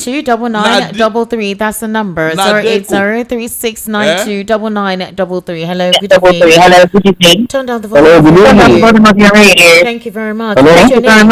Turn down the volume of your radio. Yes, good evening. What's your name? Good evening. My name is Amadu from Ajabule. Mr. Amadu, welcome, sir. Please go ahead. Good evening, Ms. Barrister Dalise. Well done, my brother. Mr. Amadu, is this your first time? Yeah, this is my first call, but I've been listening. All right. Welcome. Thank you for joining us today. Please go ahead. Yes, you guys are doing a very nice job. Thank you. Mr. Dalise. Yes, sir. There's one thing I want you to understand, sir. Yes, sir. I always follow you. You cannot please the world. You are doing a marvelous one there. Many people will disagree with you, but I learn a lot. Because if I'm feeling like this, I should worry of a man. If not because of the people cry among those things, that's why the little people. All those are just like. I'm telling you. To deceive us, honestly. I'm telling you. And one thing when some of us face to understand is that when it happens to one person, we believe that Nnamdi Kanu is an Igbo man and all those things. There is what I want most of us to understand. I know where I'm from. This is not the time of either Yoruba, Hausa, and all those things. But this Nigeria, we are not disrespecting to ourselves. They should free him at the time. For me, that man will not do anything. You cannot travel to the east, you cannot travel to the south. And those are the things that this man always complain about and all those, but they just only. Thank you, my brother. All right, Amadu, thank you so much for calling. Hello? You remember Nadeko? Some people became what they are in Nigeria today because of Nadeko. They deceived the whole country. Deceived Abiola. That man would have been alive today. But they used Nadeko to deceive him. Deceive Abiola. And today they are dancing on his grave. Hello? Eh? So they are Nadeko. Hello? Yes, good evening. How are you, sir? Hello, good evening. Good evening. Yes, good evening. Are you a man or a woman? Your voice sounds very light. Hello. Hello, good evening. I can hear you. What's your name? Hello, I cannot hear you. Good evening. Yeah, go ahead. Go ahead. We can hear you. Go ahead. Go ahead. Yeah, go ahead. I think this person is not listening. Is not watching us. If you're calling on WhatsApp, there's a situation. So when you call on WhatsApp, you may not hear us, but we can hear you. So when you call, maybe some of you are watching on screen or via YouTube. You can know that we're speaking to you, that we can hear you. You hear me gesticulating. So when you call, just go ahead and introduce yourself. Turn down the volume of your radio. Good evening. Hello. Good evening, sir. Welcome. How are you? Hello, Auntie Esther. Good evening, ma. Good evening, sir. Welcome. I don't know whether you can hear me very well, but let me just go on. Good evening to Barrister Darlington. Auntie Esther, if you watch it, I love Barrister Darlington so much because I like how he understands things that are going on in Nigeria. He knows things very well, how things are going on in Nigeria, but so many people will not even understand him. I want to ask, why are Nigerian government shielding those bandits in the north? I don't even understand. I don't know why they are shielding them. Or is there any international power that are shielding those people that they cannot do anything about it? Sometimes I begin to think of this thing. They think will just be troubling my mind. I will say, what is going on in this country again? That those things are happening. They are not doing anything. Why, if somebody speaks, just talk, or they will pick up the person and begin to do or whatever thing they want to do. Yeah, I don't understand. I'm tired. And my name is Chibbles. I'm calling from Mushi. Thank you. Right, thank you very much, Chibbles, for calling. Hello, good evening. How are you? Hello. Good evening. How are you? What's your name? I'm Victoria. Victoria calling from where, please? All right, Victoria, quickly go ahead. Thank you. I just want to talk about this Nnamdi Kanu and federal government. All right, please go ahead. I think our president's statement when he took office during his presidential speech that he will continue from where Buhari stopped. Okay. I think he's playing out. Exactly. Because it's like an agreement between the former president. Madam Victoria, please kindly call back. The network is very poor. Okay. All right. 08036929933. The WhatsApp number is 0817175638. Hello. Good evening. How are you? Good evening. Yes. Good evening, sir. Welcome. What's your name? My name is Joseph from Ekwasa Badagry. All right, Mr. Joseph, please go ahead. Yeah, please, I want to first of all thank Barrister Darlington. Okay. You are really the history of Nigeria, which many people do not want to understand. Can you turn down the volume of your radio? I think, is it okay? Turn it down completely. We can hear off. Okay, can you hear me now? Yeah, go very ahead. clearly. Go ahead, sir. Yeah, because so many of us, they read this upside down to favor their region. And so many people have come to write a book concerning Nigeria, that coup that happened. But they still refuse to. And that is the problem we are facing. This issue of cynicism. People don't want to listen to others in order to complement the facts, in order for us to move forward as a nation. And that is what is troubling us. The parochial idea that people are still holding on, that ideology that was given by their founding fathers, those who separated us from the beginning. somebody among the founding fathers from the northern side said that Nigeria will be made ungovernable, that they will not allow the South to hold on to power, that they are going to use the Middle Belt as a willing tool, and then confuse the South in order not to come up on board as leaders, and then perpetrate themselves and do whatever they want to do in the Atlantic Ocean. That is the hidden agenda that is working against Nigerians today. Thank you very much, sir, for calling. We sincerely appreciate you. All right. So I'm already seeing your messages on WhatsApp, and some of you people here, all right, don't have to say what you like, and you cannot tell the anchors or the presenters what you want them to do. There's somebody here on YouTube. I would implore you to be sensible and don't be as a thug. You're acting like a thug. I don't know if you're a terrorist. Let's start. So you either pass across your information or your own contribution to the program rather than having to throw insults.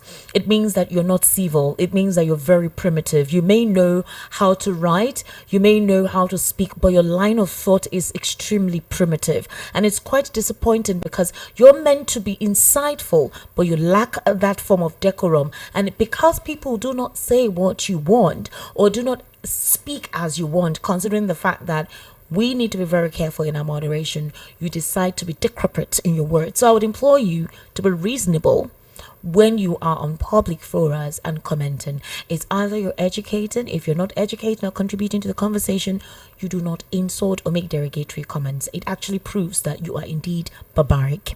Thank you very much. All right, we'll take a few calls and then we'll take messages. Hello, good evening. How are you? Hello? Hello. Yes, good evening. What's your name, please? Working finally. Greeting with humble regards to you. A tip to the knowledge. What is your name? I think he's... My special salute to the distinguished, vocal and vibrant panelist, His Excellency, Prophet Barrister Darlington. God bless you, sir. Well done, my brother. What will be your name? My name is Pop Chu, calling from Asian Center of the Universe, Ikorodu. Okay. All right, go ahead. This is your time to welcome. Okay, quickly. My text still on this lingering litigation of following the Prophet Mazi Nnamdi Kanu. For me as an individual, this matter is presently telling on my heart, honestly. More especially when I view the direction of the legal somersault on this case. From a very deep level perspective, taking cognizance of Mr. Sowore's information recently that the federal government plan not allow him, Mazi Nnamdi Kanu, out of this trap of life. I think yesterday, the wise man from the east, Chief Barrister Darlington, narrated how the First World War was ended.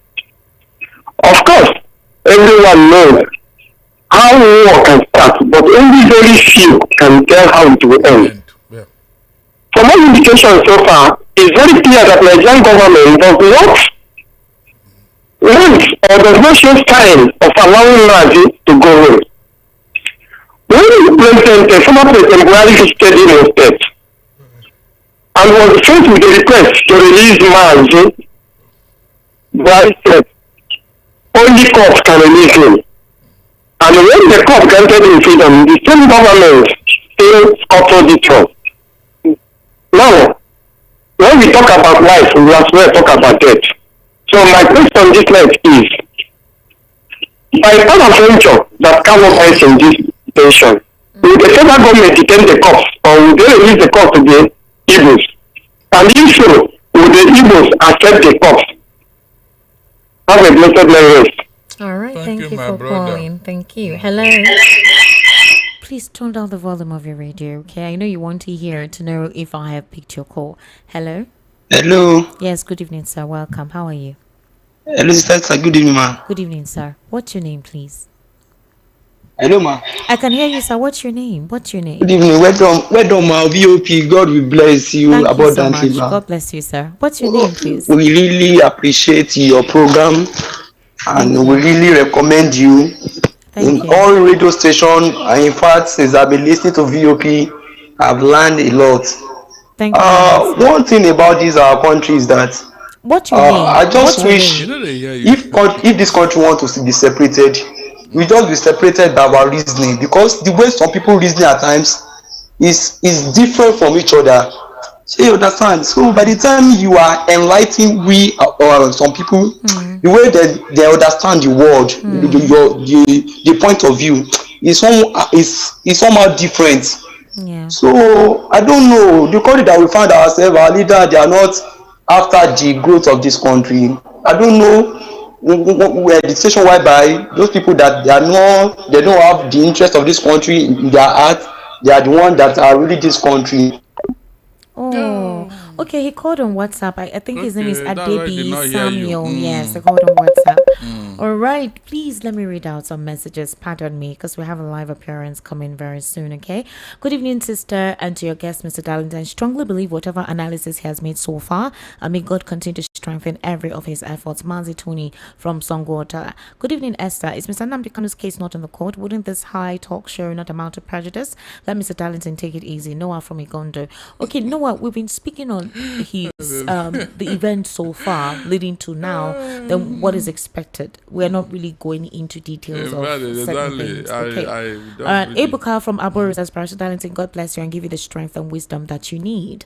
Good evening to you guys on radio. Lagos State traditional ruler Obaruwana Akiolu has warned the federal government of the danger ahead. Nnamdi Kanu defending himself in court is the boldest and riskiest move Nigeria has ever witnessed since its creation. Have you ever heard that man speak on radio before? He calls names that most lawyers are too afraid to mention and blasts everything without fear or filter. Now that he's standing alone in court, it's a storm waiting to happen because he's not a lawyer. You can't hold him back with legal boundaries. And Nnamdi Kanu keeps outplaying Nigeria step by step. This is Kilo from Baruwa Ijesha. All right. On the recent arrest of Shurare today, it is just to cover up the plot of his being exposed of working for some persons who are his paymasters with the sole intention to nail people. You guys, come on, really, seriously, sometimes you guys don't help the matter with some of the. Okay, Olufemi from Unilag. It's unfortunate that Nigerians don't read and don't appreciate history, so they murder it, and leaders use it to enslave us. If you're in doubt about the true intention of the 1966 coup, which is to premiere Awolowo, please read Why We Struck, a true account by Major General Boyega Ademoye. A true account by Major General Boyega Ademuluga, yes. And then Barrister Darlington, allow me to read the message. Okay, go ahead. The true account by Major General Boyega Ademoyega. The Nigerian situation needs to be demystified like Barrister is doing it. Did you hear the book Why We Struck? Yeah. Go and read it. Yeah. Although there are different accounts of how this. No, these are the major actors. Yeah, the major actors. Read it. Why We Struck. Oh. Good evening, my honorable Dr. Prophet Barrister Darlington, my man of the year, and Esther, APC woman leader. Congratulations. Yesterday, Niger State government said their citizens should protect themselves, saying that your security operative cannot protect you. Also, some years ago, the chief of defense staff said you should learn karate to defend yourself. Square pegs and round holes by the president. Now, Nigeria has turned to a gangster paradise and nowhere is safe, and people are living there and sent through homes, courtesy the president. No political will to fight insecurity because of 2027 elections gains. This is what our neck and judiciary has forced down our throat. I am not surprised. The question is, how do Nigerians get out of this nightmare government? It's a shame the worst of us is ruling the best of us. Truly, there was a country. Dyer from Lagos. This is Okwe Kainde from Ijegun. We want Shurare never to start the Free Nnamdi Kanu protest. He never learned from the late Faji, who put his life down for an Igbo friend. Do they celebrate him? God forbid if a street bullet had hit Comrade Shurare. I pity him. Nothing will happen. Nigeria will not go on fire. Even Kanu people will never appreciate Shurare's death. Esther, I know a friend whose auntie and the grandmother were murdered during Kanu's incitement. Most of your callers were urging Kanu then. They can never see anything wrong in Kanu. What a set of people. During Igbo, 50% of the Southwest condemned him. Esther, I appreciate Comrade Akinsoya Lasisi Alimosho Local Government Chairman and Honorable Mukandas Musbao for ensuring Lafunke Road in Ijegun Papa bus stop are under construction. All right, thank you. Good evening, Esther Olamileko from Barawa. As long as we have wrong people in power, justice can never prevail because all of them leaders belong to the same occultism. Please encourage Barrister Darlington to also give callers time to talk without interrupting them, even when they do not agree. He has been analyzing without interruption. Thank you very much, sir, for that advice. Good evening, Barrister and Esther. Esther, did you not hear from the barrister you talked to this afternoon that the Nigerian Justice Department is threatening the lawyers of MNK? How else do you want Kanu to act? His lawyers might have been telling him that they are not safe handling his case, so they agreed to step down. I have never trusted Shore and his antics. The government, according to Shore, is to jail MNK, so why do we need a protest? Don Joe from Ijesha. I agree to you, Esther and Barrister. Most Nigerians are hypocrites. Sheyi Cots from Itira. Okay. Charles from Igondo. Those of the callers calling VOP fallacy should please repent. Hate is for the weak. Stop the hate. Stop the hate. It can't lead us anywhere. Go after love and our land shall be healed. We move. All right. Good evening, VOP. Thank you very much, Charles. Good evening, Madam Esther and Barrister Darlington. Esther, you guys are too much. My woman's regards to Chief Dr. Prophet Barrister Darlington Agumore. On the Nnamdi Kanu case, the way it's going, only God's intervention will free him. God bless Nigeria. Prince Samuel Ofobise Oji from Ajegun Lekmakma, Lagos. Good evening, Esther. Good evening to you. And I'm Durable from Daliko. Barrister, I understand most of the analysis, and as regards to telling me that the Nigerian soldiers are trying, that is a very big no. I'm not seeing or hearing any of their effort because people are being killed every day on the same one state, same city, same area for a long time before leaving that area. So I'm getting their effort. I'm not getting their effort that Esther is praising. I didn't praise, I'm complimenting. You may not know that a lot of young soldiers have died. Needlessly, actually. If you've not been following the news, a lot of young soldiers have died. A colonel recently died, very recently, in a combat in Borno State, facing this. So the thing is, they are laying down their lives. There is a conspiracy, agreed. There is a mole, there's a loophole in the security architecture. But the thing is, the people who are taking the fall for this are young, innocent soldiers. So they are gallantly working. Let's not discourage them by saying some certain things. It is the politicians in the military arm of government that we should call out, especially those who have become politicized and not take security of Nigerians serious, but rather send these young men to go and die for nothing when they know they don't want to assist. Esther, good evening, Barrister Darlington. Terrorists from the north, no arrest. OPC and Igboho Southwest, Asari Dokubo and Tompolo government, no arrest. South. Nnamdi Kanu incarcerated from Southeast, no weapon, not just talk. I'm not Igbo, but the injustice is loud and clear. But one day it will consume us all if care is not taken. Peter from Ejigbo. All those people that Nnamdi Kanu called as witness must all appear in court. All those people Nnamdi Kanu called as witness must all appear in court.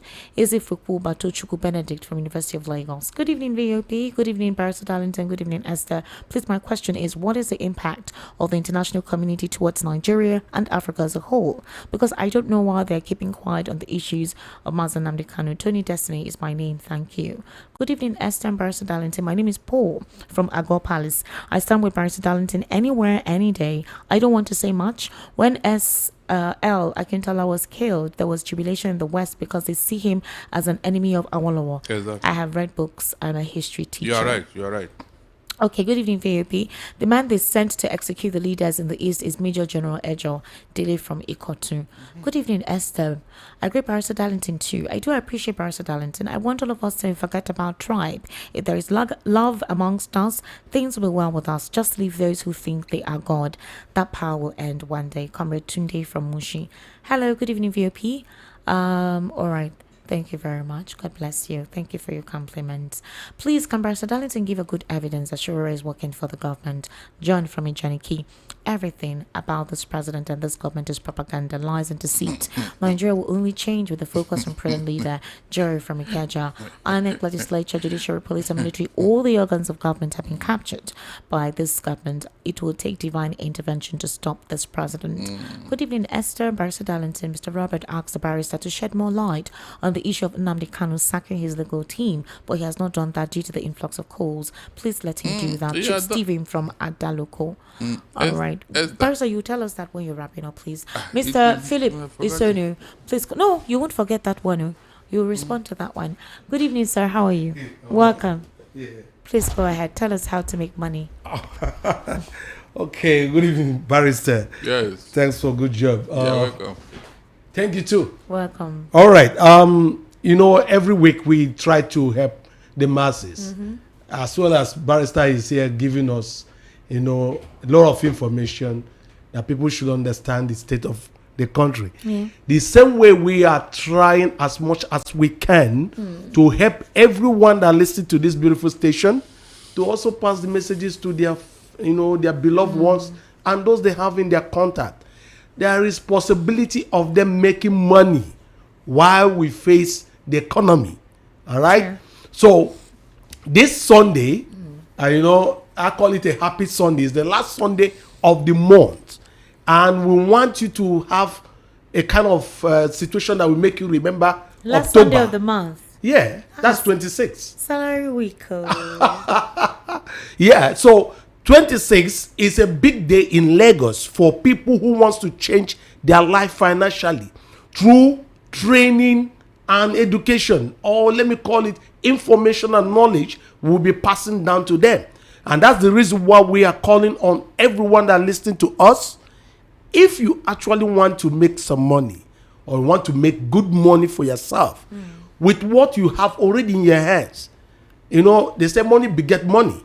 It doesn't matter how much you have. There is always a place for you to make money. So we have 3 things we'll be doing on Sunday, this particular Sunday, and the event will be at Ikeja by 3 p.m.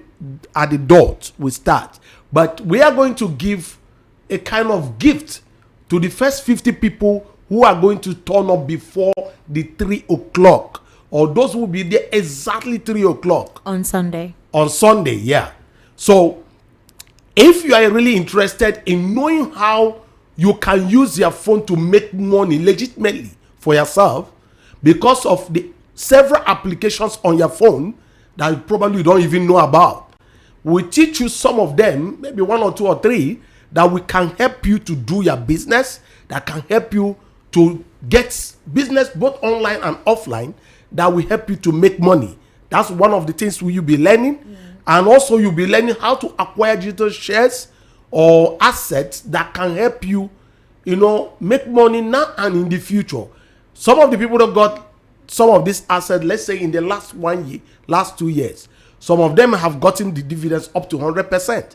So it's left for you to see and understand how this works. I know some people will say shares. Oh, it's not that kind of shares before.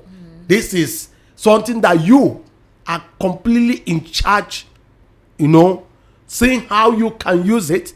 All will depend on you. Some people want those kind of shares to get about 100%, 500%, 1000% before they can take their dividends. So all will depend on you how that happens. The last thing we might be showing you is about businesses that can, give you what I call cash flow daily, weekly, and monthly.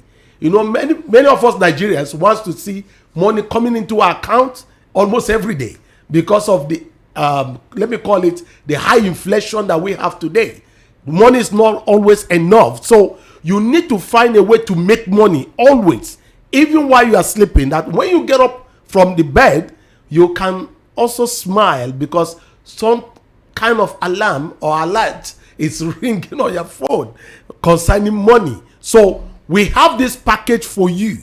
There is nobody that will come to this event that will not find something good for themselves. So please don't miss this event. All road leads to Ikeja on Sunday. Like I said, the event is by 3 p.m. but we'll be there before 2. So those that will arrive before 3 o'clock, please know that you have a gift for yourself, and this gift will help you in the business that you will be getting into. So for you to reserve your seat, I would just simply want you to text yes, because it's just 1 day, Sunday, 3 p.m. Text yes to this number 080 34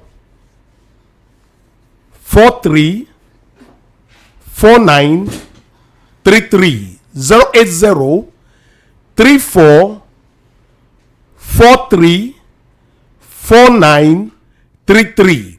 Now you need to come with your smartphone and make sure you put at least 2 gig of data into it, because everything you got to do, you are going to use your smartphone to do it. So for those of you texting, you can text either on SMS or WhatsApp.